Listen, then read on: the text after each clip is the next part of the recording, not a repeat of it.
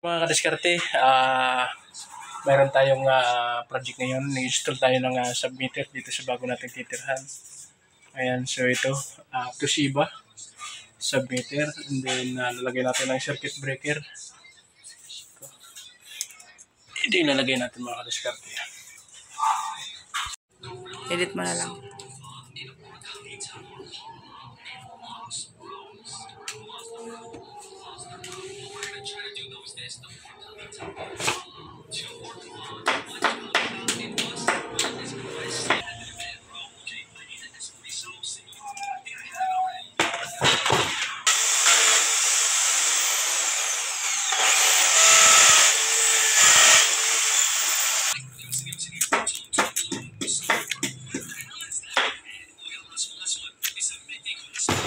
So yan, so i-set up muna natin tong breaker bago ko sa inyo ipakita kung paano ikabit yung submeter, yung mga wirings niyan. Paano i-test yung line and load ng ating submeter. Ayan, pakita ko sa inyo.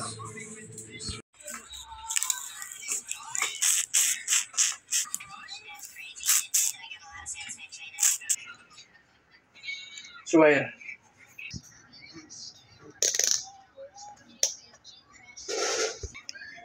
Hanapin natin yung kadiskarte yung gamitin natin ng tester. Hanapin natin yung line at load ng ating submeter. Hindi tayo pwede magkamali dito mga kadiskarte. Kasi pag nagkamali tayo, kita ko sa inyo mga kadiskarte kung paano natin ihanapin o i-test. Hanapin yung load at yung line. So ilalagay natin itong positive dito. Isa, kahit alin yan dyan. Lagay lang natin dyan. Test natin yun dyan. So wala. Ibig sabihin hindi yan yung connect ng line to load. Wala rin to. So ito yung line, ito yung load. Yun ang partner niya. Lagay natin dito sa kabila. Wala.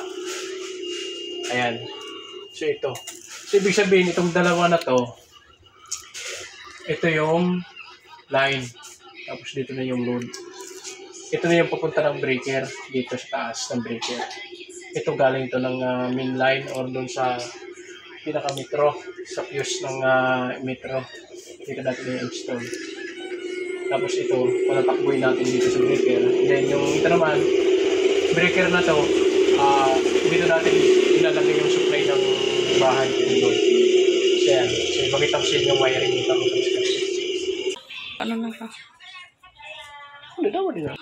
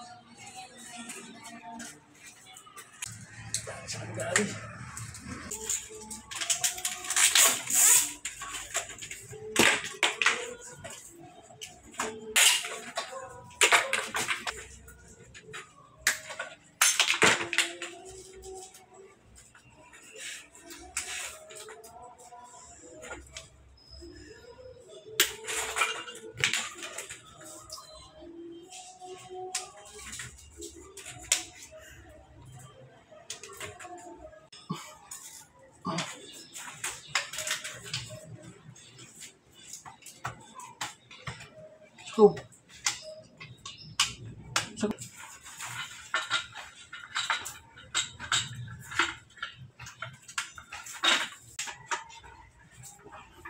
yan mga kadiskarte yung finished product. Ito yung conductor na to, yung main. Pumunta yun sa kabilang bahay. Ito yung bahay nito. Itong natitirang ko na to. Nilagyan ko rin ng submeter.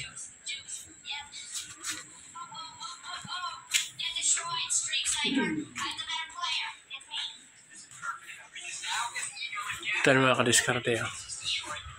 Ayan. So itong line na to, galing to ng fuse dun sa main meter, and then ito yung submeter. So pumasok dyan, kinunik ko sa breaker, and then ito na yung load ng bahay na to. So, yan. So salamat sa Diyos at nagawa natin ng maayos yung ating wiring. So ayan. And so kung napapansin nyo mga kadiskarte, meron na siyang 1. So naka 1 kilowatts na tayo. Ayan. So kanina pa lang in-install ko. So naka-consume na tayo ng 1 kilowatt. Mga kadiskarte, complete set up na. Inayos na rin natin yung wiring nitong bahay at wiring din sa kabilang bahay. So kasi isa lang yung kontador na to eh. Itong bahay na kasi ito pinaghati. So ayan. So panibagong kalaman na naman to kadiskarte. Yan, salamat sa Diyos.